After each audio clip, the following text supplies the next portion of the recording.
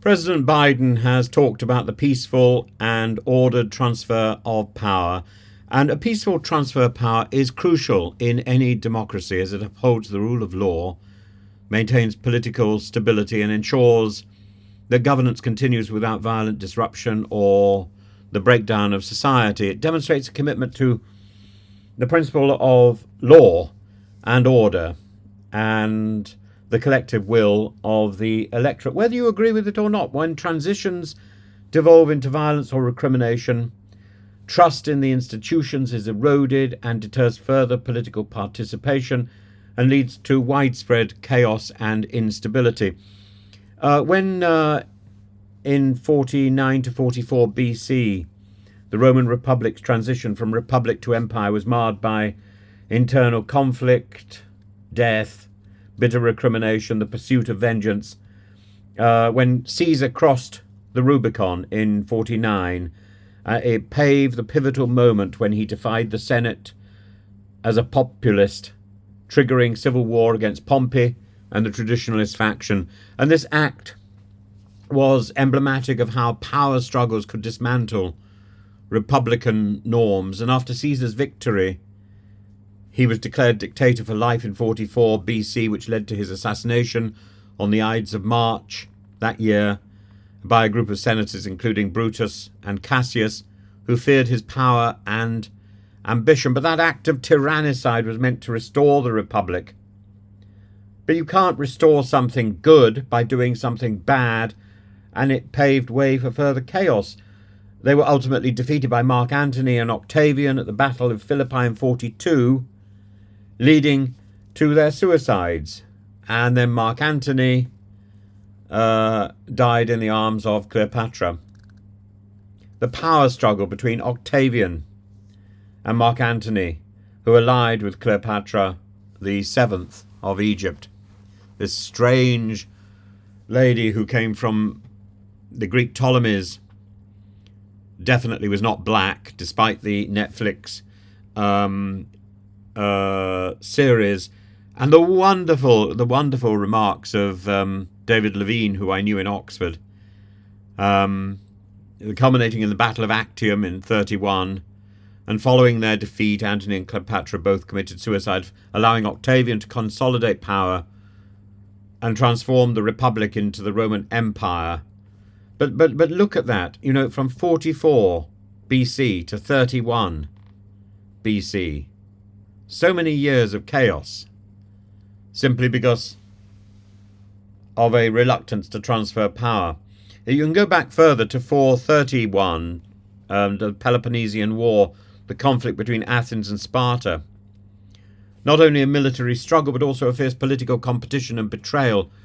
After Sparta's victory, the 30 tyrants, the pro-Spartan oligarchy led by Critias and Theramenes, who took power in Athens in 404, ruled with brutality, executing many perceived opponents, spreading terror.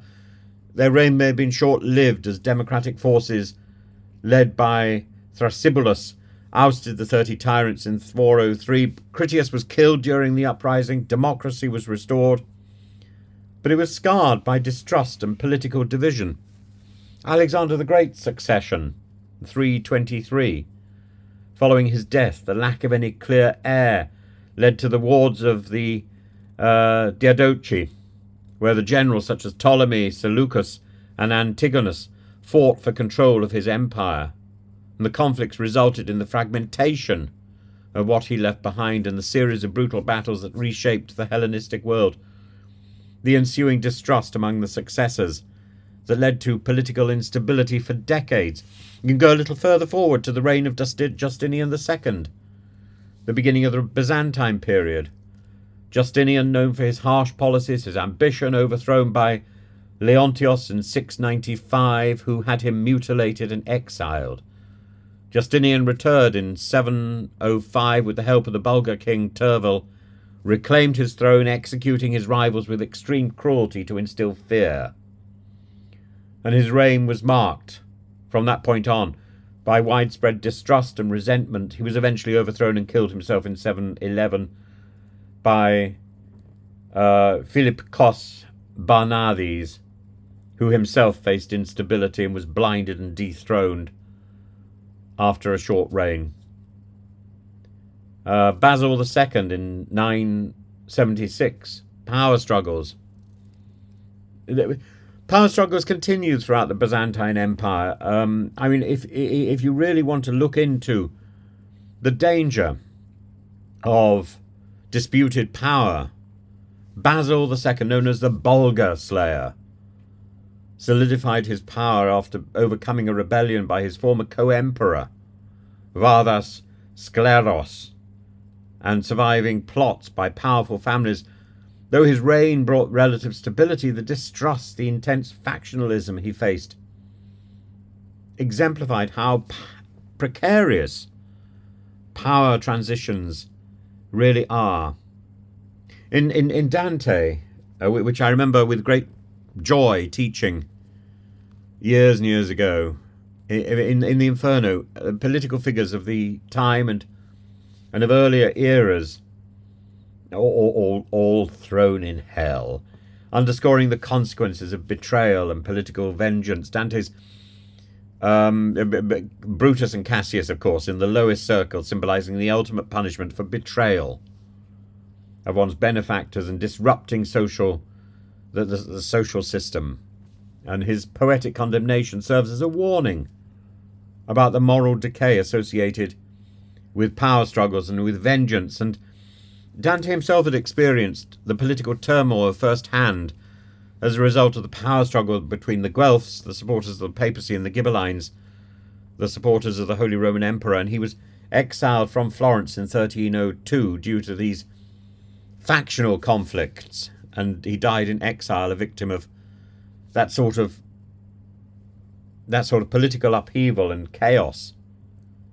And these examples from Rome, from Greece, from Byzantium, from Renaissance Italy illustrate the absence of a peaceful and orderly transition of power that leads to violence, to betrayal, to the erosion of political and social order, the stirring up of rhetoric, the refusal of the rhetoric to die down. It only takes a few people on social media to stir it up, only a few of these leaders.